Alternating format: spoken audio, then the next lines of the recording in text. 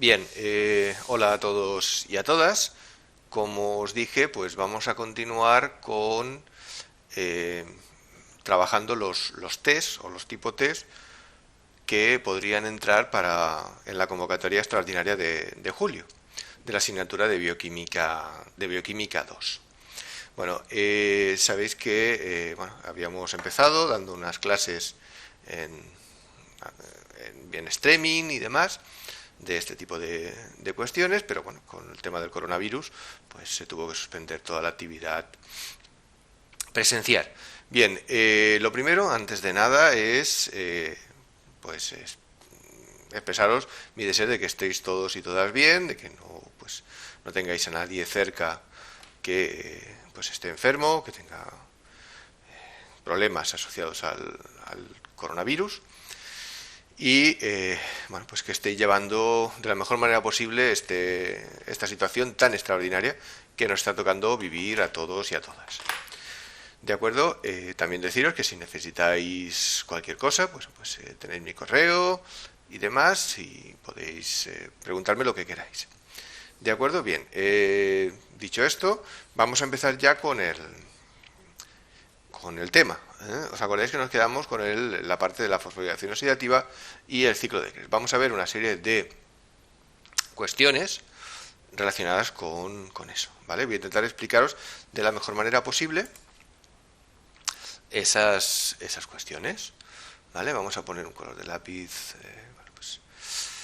que sea un poquito menos agresivo que el rojo. Uy, vaya.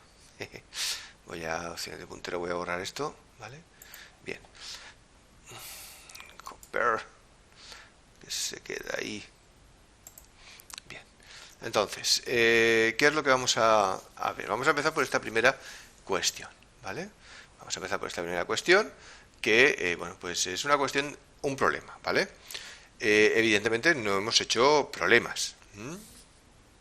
Sin embargo, ¿podríamos responder a esta cuestión? Vamos a verlo. Bien, lo primero, la temperatura 37 grados, ¿vale? Nos dan este valor que nos permitiría calcular la energía de la reacción.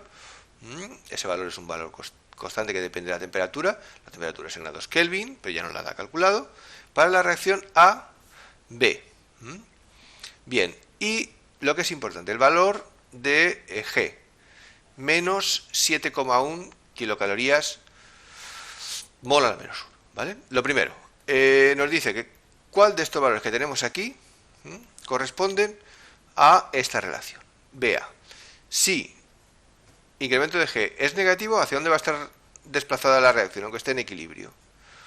Va a estar desplazada hacia B, es decir, mayoritariamente va a ir hacia aquí.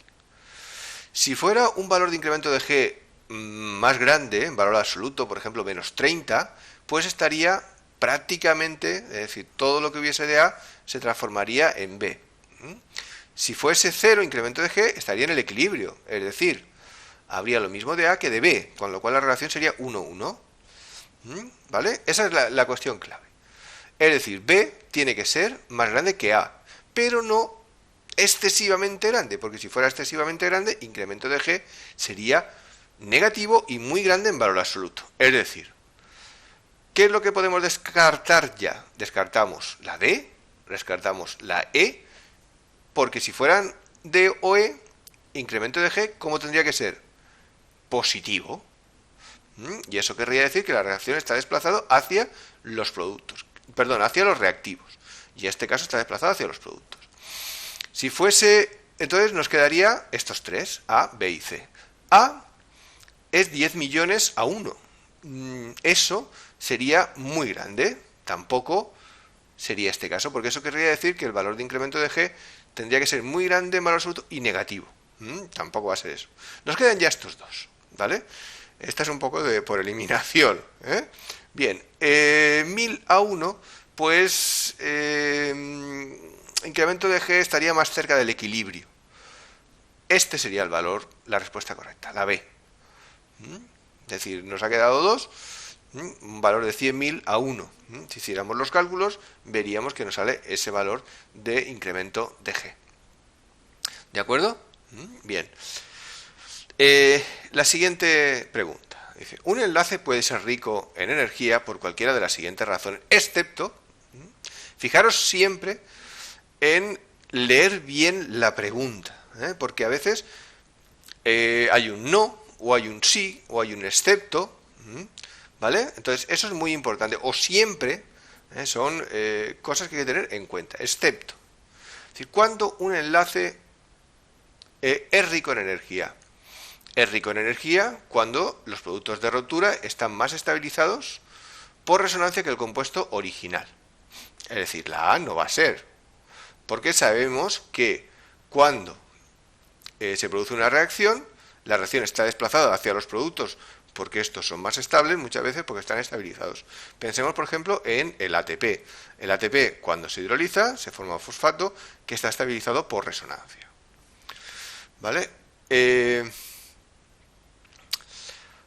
Cuando un enlace se rompe, desaparece la repulsión electrostática. Otra característica sería esta, es decir, un compuesto, y tenemos diferentes casos, por ejemplo, en un caso que hayan dos moléculas de fosfato con muchas cargas negativas, esto va a aportar mucha inestabilidad. Si eliminamos un fosfato, pues vamos a conseguir esa estabilidad, es decir, obtenemos energía. También sería un enlace rico en energía. Esta tampoco sería. Uno de los productos puede ser inestable y se tautomeriza de una forma más estable, con lo cual conseguimos también una situación favorable. Es decir, este tampoco sería. El enlace puede estar tensionado. Sería muy parecido al C. En este caso no sería por repulsión electrostática, sino a veces por impedimentos estéricos. Impedimentos estéricos, ¿qué sería? Que hay átomos o partes de la molécula que están muy cerca y, digamos, no hay espacio, no están, digamos, contentos, no están a gusto porque no hay espacio y entonces eso crea una tensión en la molécula. Cuando se rompe esa tensión, se consigue una situación más favorable. Y la respuesta correcta entonces sería la B. Bueno, habéis visto que me la he dejado, ¿no? Está claro que sería la B. Pero bueno, el enlace la cuestión es saber por qué. El enlace es excepcionalmente estable y su rotura necesita un gran aporte de energía. A veces ocurre eso, pero esa no es la clave. Es decir, lo que buscamos es que bueno, pues los compuestos dependen de la energía liberada en la hidrólisis. ¿De acuerdo? No si hemos necesitado mucha energía para formarlo, sino la energía que se libera. Eso es lo que determina que un enlace es rico en energía. ¿De acuerdo? No la energía que necesitamos para formarlo, sino la energía que obtenemos al romper ese enlace. ¿De acuerdo? Vale. Las siguientes preguntas son, digamos, un poquito más divertidas, ¿vale? Perdonad la calidad, pero es una foto y, bueno, pues no tengo aquí en el confinamiento, no tengo el escáner, lo tengo en el departamento, no me lo pude traer, ¿vale? La forma activa, la siguiente cuestión. La forma activa de la piruvato deshidrogenasa está favorecida por la influencia de todos los siguientes factores sobre la piruvato deshidrogenasa quinasa, excepto. ¿Qué es lo que hace la piruvato deshidrogenasa quinasa? Bueno, pues su nombre ya lo indica. Una quinasa, ¿qué hacen? ¿Qué hacen las quinasas? Fosforilan, ¿vale? Las quinasas van a fosforilar. ¿A qué fosforila esta quinasa? A la piruvato deshidrogenasa. Estamos hablando de regulación, ¿vale? ¿Qué es lo que le ocurre a la piruvato deshidrogenasa cuando está fosforilada? Cuando está fosforilada es inactiva. Vamos a ver qué características tiene la piruvato deshidrogenasa cuando está fosforilada o cuando está desfosforilada. ¿De acuerdo? Es decir, tenemos, por un lado, baja concentración de calcio, relación acetil-CoA coenzima A, baja, es decir, que hay más coenzima A que acetilcoenzima A. Elevada concentración de piruvato o relación NADH-NAD.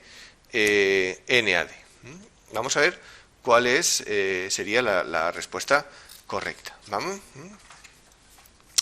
¿De acuerdo? Entonces, perdona que tengo aquí un poquito de lío. Esta es la primera clase que damos así y para mí también es un poco novedoso. Bien, la piruvato deshidrogenasa sería esta enzima. Os acordáis que la piruvato deshidrogenasa lo que hace es, va a oxidar el piruvato para dar acetilcoenzima A, o descarboxilar, mejor dicho, el piruvato, y también va a producir NADH. Bien, la piruvato deshidrogenasa activa, está desfosforilada y se va a fosforilar en una de las enzimas que forman ese complejo de la piruvato deshidrogenasa. Cada una de estas bolitas sería una subunidad, es decir, hay 3 enzimas. No vamos a ver ahora el mecanismo de acción. ¿Quién va a fosforilar? Pues la piruvatoquinasa, piruvato deshidrogenasa quinasa. ¿Quién va a desfosforilar? Una fosfatasa, la piruvato deshidrogenasa fosfatasa, que es dependiente de magnesio y de calcio. Digamos, aquí estaría claro. Estos iones activan a la enzima.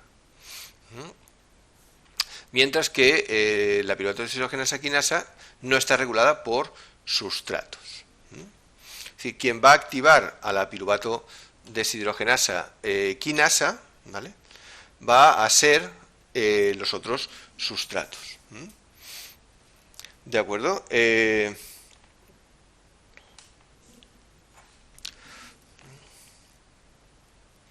Digamos, si viéramos todo el proceso de activación,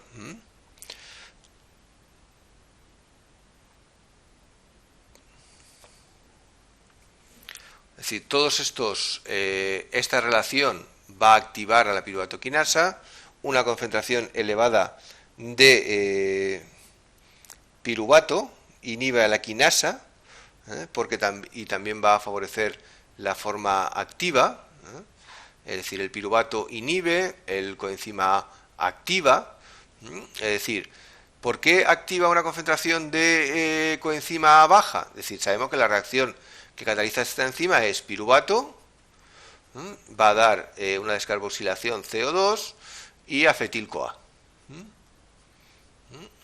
¿vale? Y NADH, ¿de acuerdo? Es decir, si esto es bajo, es que hay mucho coenzima A libre. Ese coenzima A va a activar a la piruvato quinasa. ¿Para qué? Para que se inactive, se inactive la piruvato deshidrogenasa.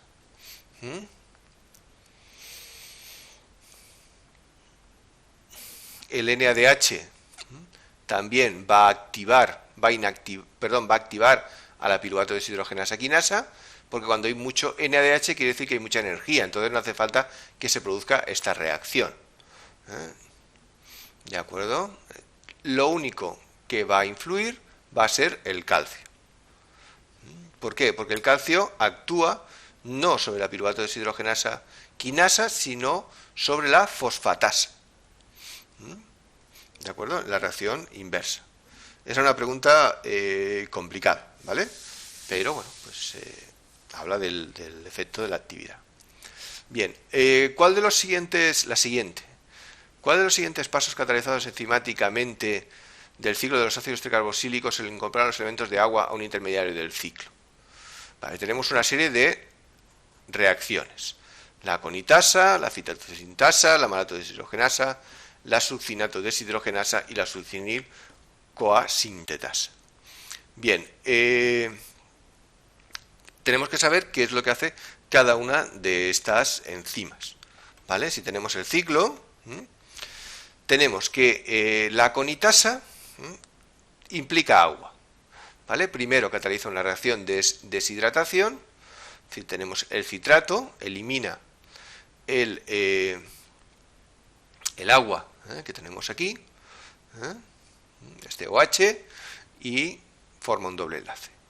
Luego produce una reacción de hidratación, es decir, primero deshidratación y luego hidratación, y tenemos el isocitrato, que hemos cambiado la posición del OH a esta otra posición. En este caso, no, es decir, no liberamos agua y luego la unimos, con lo cual no hay pérdida. Las siguientes enzimas, la succinato deshidrogenasa, no implica agua, Es una deshidrogenación. La malato deshidrogenasa tampoco, también es una deshidrogenación. ¿Cuál nos queda? La citrato sintasa. Ahí sí que vamos a necesitar una molécula de agua para romper este enlace y liberar el coenzima A. Vamos a necesitar una molécula de agua para esta reacción de condensación y del oxalacetato pasar al citrato. Es decir, la respuesta correcta es la B, la citrato sintasa. La siguiente reacción, una reacción reversible del ciclo de los ácidos tricarboxílicos, está catalizada por. ¿Cuál de estas reacciones es reversible? La citrato sintasa, evidentemente no. Ya hemos dicho que esta es la reacción, una de las reacciones que tira del ciclo, tiene un incremento de G muy negativo. Es decir, esa no. ¿Vale? La tachamos. No, perdón, aquí estamos, aquí. La citrato sintasa la tachamos. La isocitrato deshidrogenasa. Esta reacción también es una reacción irreversible, es otra de las que tiran del ciclo, en la que se va a producir una descarboxilación. Tampoco. Perdón. Tampoco. La isocitrato deshidrogenasa, tampoco. La alfa-cetoglutarato deshidrogenasa también es una de las reacciones irreversibles del ciclo, que también, la alfa-cetoglutarato deshidrogenasa también libera CO2. Tampoco sería una de las reacciones, también es una reacción irreversible. La otra reacción que hay, que es la piruvato deshidrogenasa, es una reacción que está fuera del ciclo, que estaría aquí, y también es una reacción irreversible. ¿Cuál nos queda? La succinil-CoA sintetasa. En esta reacción tenemos un compuesto de alta energía que al romper el enlace va a liberar una gran cantidad de energía, lo que hemos visto antes, y a un lado de la reacción. Y al otro lado de la reacción también tenemos un compuesto de alta energía como es el GTP.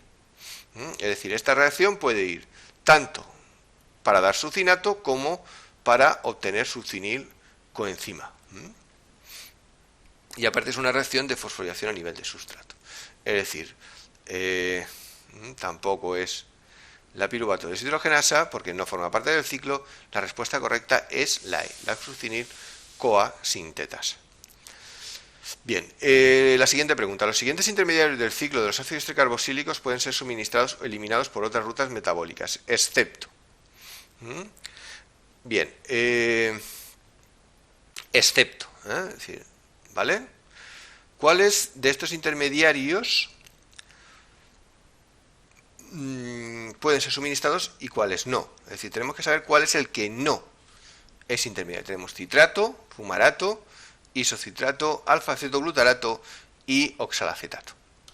Bien, si vamos a las reacciones del ciclo, el citrato va a salir fuera para la síntesis de ácidos grasos, el alfa-cetoglutarato se va a poder obtener a partir del glutamato, sale del ciclo, el oxalacetato va a ser repuesto por reacciones anapleróticas, como el fosfonolpiruvato carboquinasa, la piruvato carboxilasa o la fosfonolpiruvato carboxilasa. El malato va a ser dado por, perdón, es decir, tenemos el citrato, no, el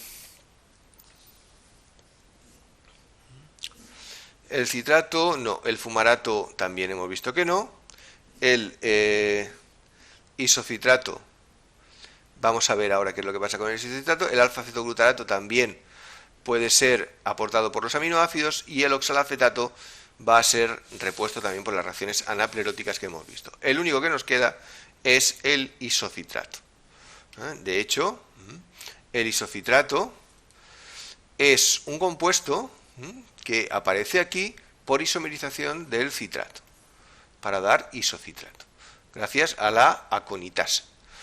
Pero no hay ninguna reacción que, aquí estaría el isocitrato, que nos aporte o que permita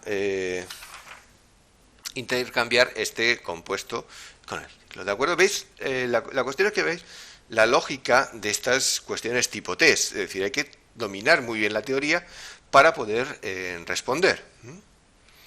¿Vale? Bien, entonces hemos visto hasta la cuestión 6. Vamos a continuar. Perdón que el vídeo esté quedando larga, pero quiero poneros todas las cuestiones que hay en el tema. Bien, la siguiente, la 7. La regulación de la actividad del ciclo de los ácidos tricarboxílicos in vivo podría implicar la concentración de los siguientes compuestos. La regulación del ciclo es un tema que se ha debatido bastante y que no está muy clara. ¿Bien? Depende sobre todo de los sustratos, ¿vale? Entonces, ¿cuál sería la respuesta correcta en este caso? Es decir, la respuesta correcta en este caso va a ser, primero tenemos el ciclo. ¿De qué va a depender? De la entrada del acetil-CoA. Es decir, el acetil-CoA puede ser una molécula que regule, con lo cual, como era excepto, pues no va a ser. El ADP, el ATP, ¿qué nos va a dar? ¿Qué nos van a dar el ATP y el ADP? Los niveles ¿de qué? De energía. Bien, si nos dan los niveles de energía y el ciclo tiene como objetivo obtener equivalentes de reducción para luego obtener ATP, tanto el ADP como el ATP probablemente actúen regulando la actividad de ciertas enzimas, como por ejemplo la isocitrato deshidrogenasa o la citrato sintasa. Es decir, que son enzimas irreversibles que determinan la velocidad del ciclo. Bien. Entonces, el ATP y el ADP tampoco. El oxígeno. Si hay oxígeno, o más bien, si no hay oxígeno, ¿vale? Imaginar que no haya oxígeno, las reacciones del ciclo se van a detener. ¿Por qué? Porque los equivalentes de reducción que se generen, es decir, tanto el NADH como el FDH2, no van a poder ir a la cadena de transporte electrónico porque no hay oxígeno que acoja esos electrones para reducirse y dar agua. Lo único que nos queda es el coenzima A. Es decir, la respuesta correcta es el coenzima A, que en un primer momento sí que puede actuar a un plazo relativamente corto, pero lo más importante es la relación coenzima A-acetilcoenzima A.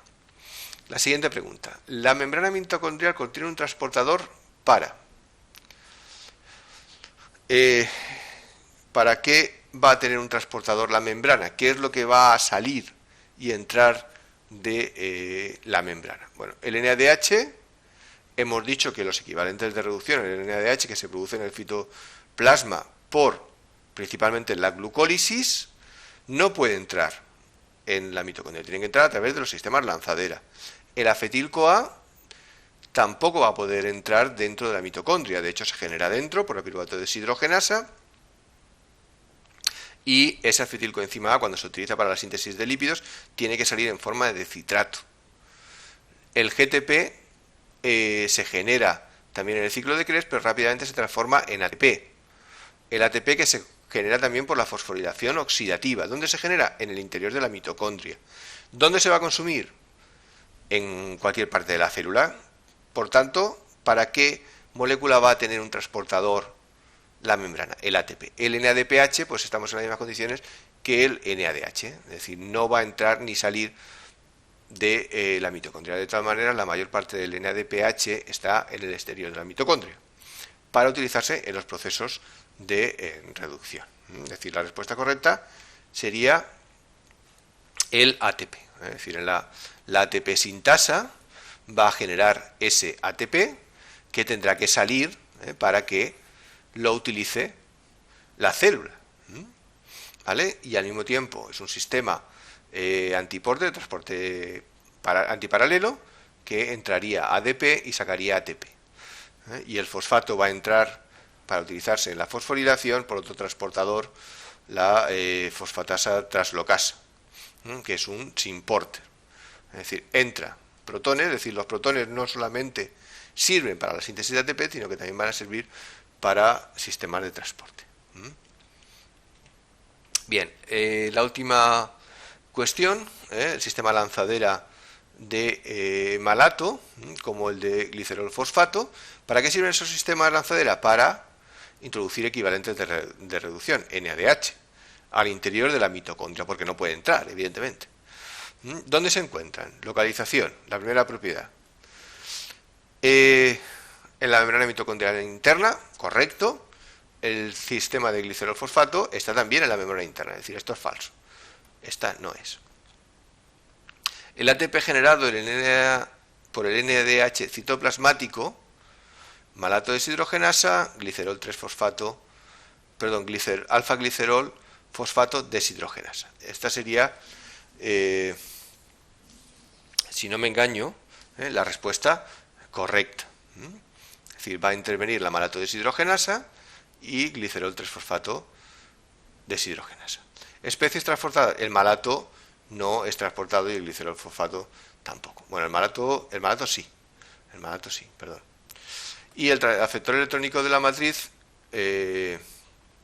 no es el oxalafetato y, bueno, el citocromo B tampoco es la ubiquinona. Aquí sí que es el oxalafetato, pero el otro no. Perdona, tengo un poco de lío. Bien, aquí tenemos, por ejemplo, el sistema lanzadera precioso, el sistema lanzadera del malato.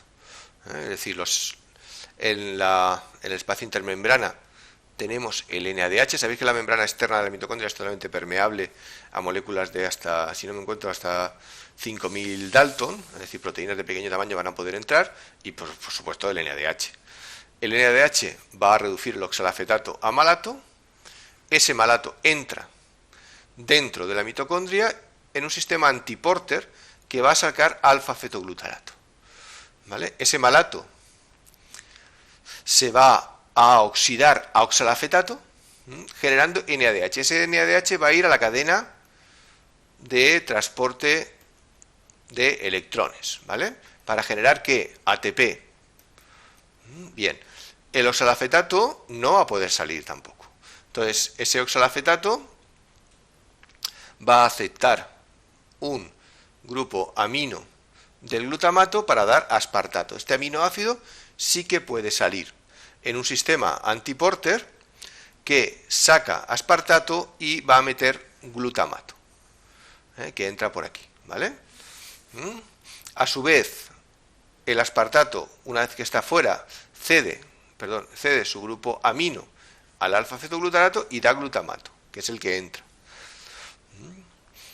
El aspartato, cuando cede su grupo amino, se transforma otra vez en oxalafetato, que es la molécula que se va a reducir a malato. ¿Veis ese sistema de antiporter que permite entrar equivalentes de reducción del espacio intermembrana hacia el interior? Y luego el sistema del glicerol 3, de la glicerol 3-fosfato deshidrogenasa o el alfa-glicerol fosfato deshidrogenasa, que es una proteína que está asociada a la membrana interna de la matriz mitocondrial, que va a reducir el glicerol 3-fosfato a dihidroxiacetona fosfato, utilizando el NADH. A su vez, la dihidroxiacetona fosfato, los equivalentes de reducción que vienen de la glucólisis van a reducir a dihidroxiacetona fosfato en glicerol 3-fosfato. Ese glicerol 3-fosfato cede sus electrones al FAT, que a su vez se reduce a FDH2 y cede sus electrones a la ubiquinona, que es una quinona que está en la membrana interna de la mitocondria, que va a ceder los electrones al complejo 3 de la cadena de transporte electrónico. Bien, ahora vamos a ver un grupo de preguntas que están todas relacionadas. Es decir, para las preguntas de la 10 a la 12 tenemos esto, y hay que elegir cuál es la respuesta correcta. A ver, el grupo prostético de la NADH deshidrogenasa. La NADH deshidrogenasa es el primer complejo de la cadena de transporte electrónico. La respuesta correcta es el flavin mononucleótido. ¿De acuerdo? Es decir, todos los otros grupos prostéticos, es decir, aquí tenemos en esta tabla el complejo 1, el 2, el 3 y el 4. El NADH deshidrogenasa va a tener como grupo prostético el flavín mononucleótido y va a tener también clúster hierro-azufre. La succinato deshidrogenasa, que forma parte también del ciclo de Krebs, contiene flavina dinucleótido, clúster hierro-azufre. El complejo 3 va a tener grupos hemo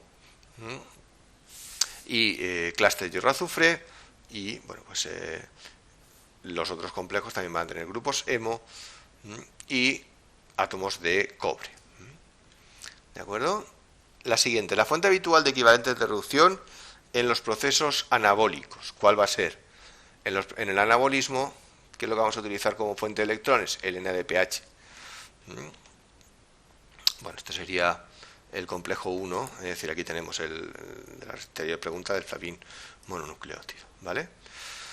Por ejemplo, en la síntesis de ácidos grasos, ¿qué es lo que tenemos como equivalentes de reducción? El NADPH, ¿vale? El NADPH va a cumplir también otras funciones, pero lo tenemos aquí. La 12.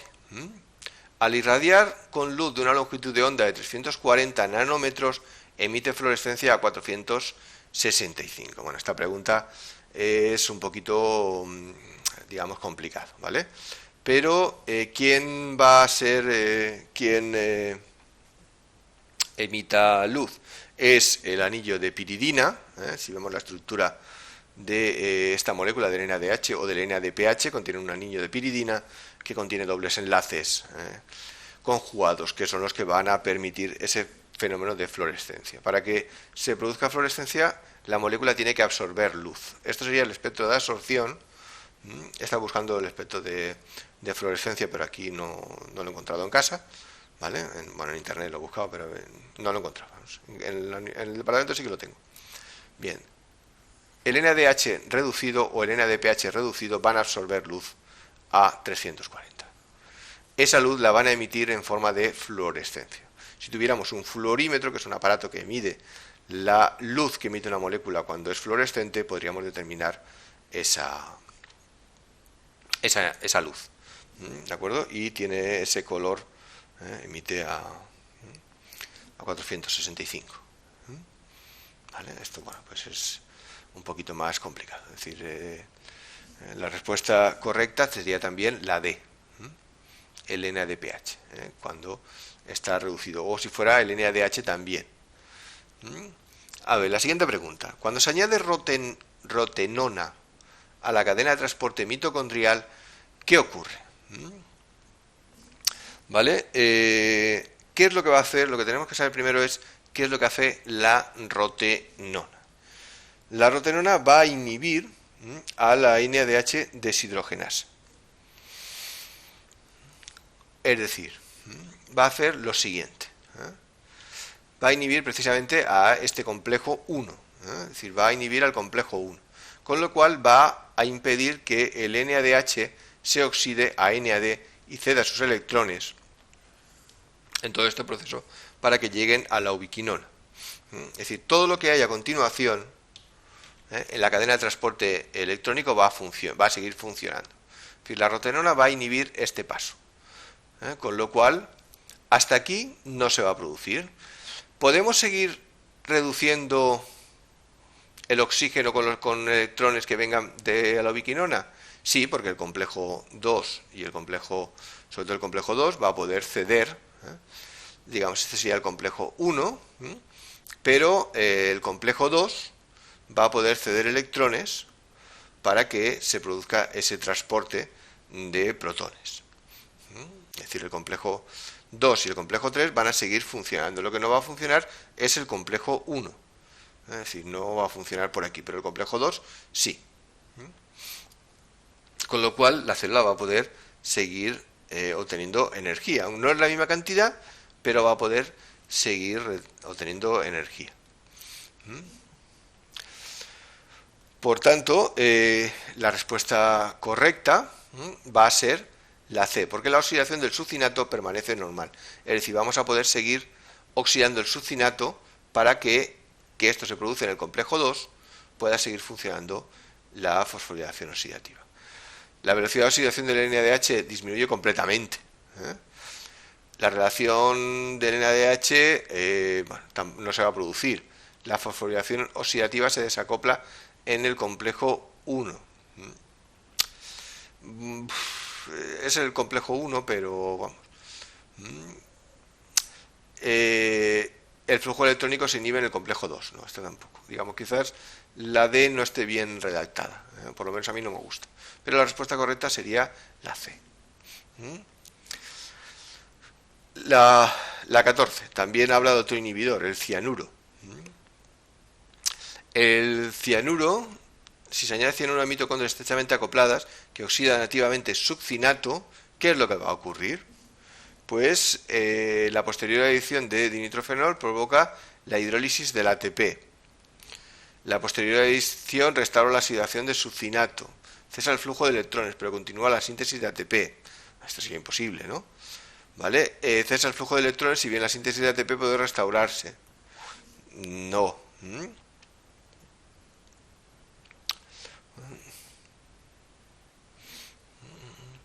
Y la posterior adición del inhibidor de fosforilación provoca la hidrólisis del ATP. Vale, esto, esta pregunta es un poquito complicada. Bueno, esto sería la rotenona, lo de la de antes, que es un veneno que afecta que producen ciertas plantas y utilizaban para pescar, echaban al agua para envenenar a los peces. ¿Vale? Bueno, el cianuro lo que va a hacer es actuar a nivel del complejo 3, es decir, y va a bloquear, no, del complejo 4, perdón, y lo que va a hacer va a ser bloquear la reducción del oxígeno, es decir, que bloquea completamente la síntesis de ATP.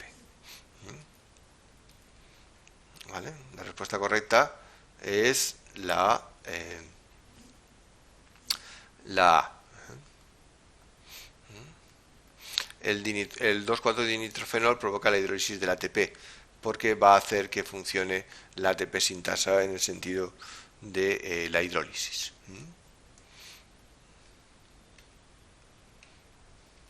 Bien, solamente nos quedan estas tres cuestiones. Perdonad que el vídeo sea largo, no hace falta que lo veáis todo una vez, lo podéis ir viendo poco a poco. Os seguiré subiendo vídeos. Bueno, la siguiente. En las siguientes proteínas, el hierro del hemo está unido a la misma por un único enlace de coordinación. Esta es una pregunta difícil, ¿vale? El hierro del grupo hemo, ¿vale? Ese hierro va a tener 6 enlaces de coordinación, ¿vale? 4 de ellos van a estar determinados por el anillo de porfirina, de protoporfirina, ¿vale? Digamos, lo tenemos aquí, o los grupos hemo, fijemos esos 4 enlaces que están aquí. Los otros 2 en los diferentes citocromos están determinados por la unión a la proteína, por ciertos residuos, salvo en el citocromo A3, ¿vale? El citocromo A3 está en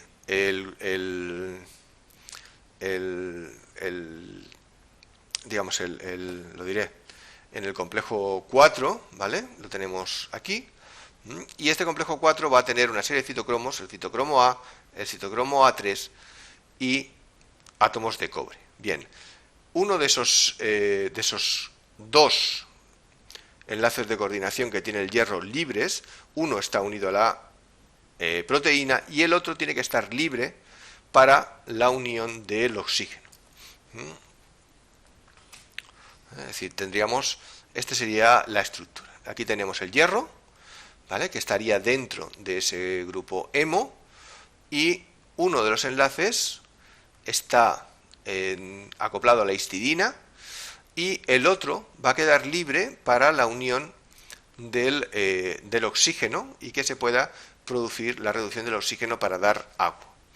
Es decir, aquí tendríamos el centro de coordinación, aquí tendríamos el átomo de cobre, etcétera. ¿De acuerdo? Es decir, sería el citocromo A.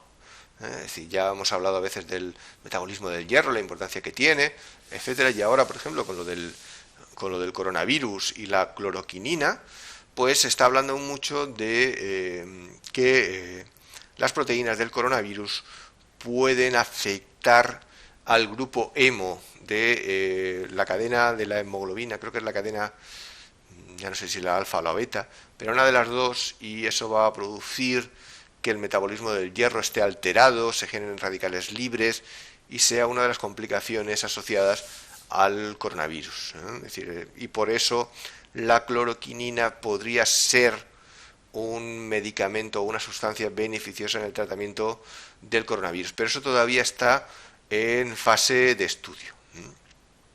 Todavía no se sabe muy bien cuáles son las causas. Hasta ahora yo todo lo que he leído está basado en estudios con modelos moleculares, es decir, no hay un estudio con las proteínas del virus y viendo cómo interaccionan con la hemoglobina o con la cloroquinina. Eso todavía está por investigar, ¿eh? Es decir, porque no es una investigación que se haga de un día para otro. Primero hay que clonar la proteína del virus, expresarla, obtenerla en su forma nativa y una vez que esté en su forma nativa poder determinar su estructura y cómo interacciona con los sustratos.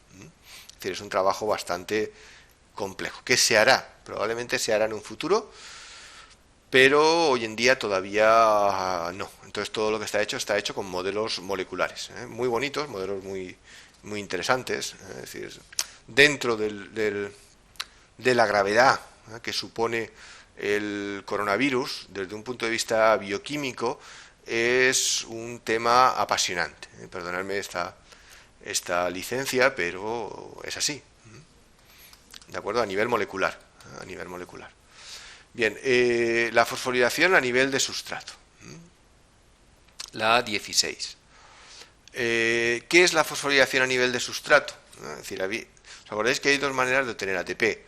Una es por la fosforilación oxidativa y otra es la fosforilación a nivel de sustrato. ¿La hemos visto la fosforilación a nivel de sustrato? Sí. ¿En qué reacciones? En la glucólisis y en el ciclo de Krebs también. Hay fosforilación a nivel de sustrato. Se considera que son las reacciones más antiguas para obtener ATP. Es decir, el ATP se obtiene en la fosforilación oxidativa cuando aparece el oxígeno. Antes de que haber oxígeno, las células necesitaban obtener energía. ¿Cómo la obtienen? Pues con la fosforilación a nivel de sustrato. El sustrato reacciona para formar un producto que contiene un enlace de alta energía. La síntesis de ATP está ligada a la disipación de un gradiente de protones. Esto es la fosforilación oxidativa, con lo cual no. No pueden aislarse intermediarios ricos en energía. La oxidación de una molécula de sustrato está ligada a la síntesis de más de una molécula de ATP. Bueno, ¿por qué? No, de una, ¿vale? Participan las mitocondrias, pero no el citoplasma. Si ya hemos dicho que la glucólisis ¿dónde se produce? En el citoplasma. Tampoco, nos quedan dos. No pueden aislarse intermediarios ricos en energía y el sustrato reacciona para formar un producto que contiene un enlace de alta energía. ¿Cuál sería ese enlace de alta energía? El ATP. ¿Vale? Entonces la respuesta correcta tampoco va a ser esta, porque sí que se pueden aislar intermediarios ricos en energía. La reacción va a ser el ATP. ¿De acuerdo? Vamos a obtener ATP. No sé si puse algún ejemplo. Bueno, estos serían ejemplos también del citocromo A3, con esa es decir, aquí tendríamos el citocromo A3 que va a tener una parte libre, mientras que el citocromo A, esos enlaces del hierro están unidos a la proteína, ¿de acuerdo? Pero en este caso no, el átomo de hierro va a tener uno de los enlaces libres. Todas estas estructuras se han sacado por rayos X, era lo que os decía de antes de las proteínas del coronavirus. ¿Vale? Una reacción de fosforilación a nivel de sustrato la tenemos, por ejemplo, en el ciclo de Krebs. Ya que estamos viendo el ciclo de Krebs, en esta reacción vamos a obtener GTP. Ese GTP nos va a dar ATP, ¿de acuerdo? Por fosforilación también, ¿vale? Ya hemos visto que esta reacción además estaba en equilibrio. Bueno, esta sería la reacción. Se van a poder obtener intermediarios de alta energía mediante fosforilación y al final se obtiene el GTP. Es decir, va a fosforilarse un residuo de histidina y demás. Bien, la última de las preguntas. En la hipótesis quimiosmótica está involucrado lo siguiente, excepto una membrana impermeable a los electrones. Eso sí que está implicada, la membrana interna. El transporte electrónico por la cadena respiratoria bombea protones fuera de la mitocondria. Eso, digamos, también va a ocurrir. Es decir, hay un bombeo desde el interior de la mitocondria al exterior. El flujo de protones al interior de la mitocondria depende de la presencia de ADP y fósforo inorgánico. Es cierto, es decir, tiene que haber ATP y fósforo inorgánico para obtener que ATP. Si no hay ADP, no se puede obtener ATP y se detiene el transporte de protones. La actividad ATPasa es reversible, eso es cierto. Tanto podemos sintetizar ATP como hidrolizar ATP, por ATP sintasa. Solamente el transporte de protones está estrictamente regulado. Iones cargados positivamente pueden difundir. La respuesta correcta es esta. Es decir, porque el gradiente que se forma en la membrana interna es un gradiente de protones, pero no solamente es de concentración, es un gradiente también de carga. ¿Por qué? Porque a un lado de la membrana hay cargas positivas y al otro lado hay un exceso de cargas negativas. Es decir, el transporte de esa carga positiva, de ese protón, también está favorecido por esa diferencia, no solamente de concentración, sino de carga. Es un... la síntesis de ATP está dirigida tanto por el potencial químico como por el potencial eléctrico, a un lado y a otro de la membrana interna de la mitocondria. ¿De acuerdo? Bueno, aquí tenéis también todas las respuestas explicadas también, por si las queréis ver. Bien, a lo largo de esta semana os iré subiendo también, espero, mi idea es los siguientes 2 temas, ir subiéndolos también, ¿vale? Con la misma estructura. Os lo voy a subir, voy a intentar subirlo a los materiales de clase, campo virtual, siempre tenemos el problema del tamaño, que aquí sí que importa, y porque si no muy grande no lo puedo subir, pero bueno, ya veré la manera, y si no lo subiré al canal de YouTube, ya os pondré un anuncio con dónde va a estar el material y demás. ¿De acuerdo? Bueno, pues sobre todo mucho ánimo, sé que estamos en vacaciones y que tenía que haber subido estos vídeos antes, pero bueno, es lo que hay, tampoco ha sido difícil, supongo para vosotros también, concentrarse con toda esta historia del coronavirus y demás. También quiero subiros algunos vídeos, aunque no sean de la asignatura, sí que porque todo el tema de la investigación en el coronavirus desde el punto de vista bioquímico es muy importante. Ya os iré avisando de esos vídeos por si os interesan, ya a nivel bueno, pues más divulgativo. ¿De acuerdo? Pues nada, muchísimas gracias por estar ahí. Ánimo que, bueno, que esto lo vamos a superar y que, bueno, pues que veáis que todos pues estamos ahí, ¿de acuerdo? Y para lo que necesitéis me podéis mandar un correo electrónico, una tutoría, como veáis. Siempre voy a estar disponible para vosotros y vosotras. ¿De acuerdo? Pues nada, un abrazo muy grande y ánimo. Vamos a ver. Descartamos esto.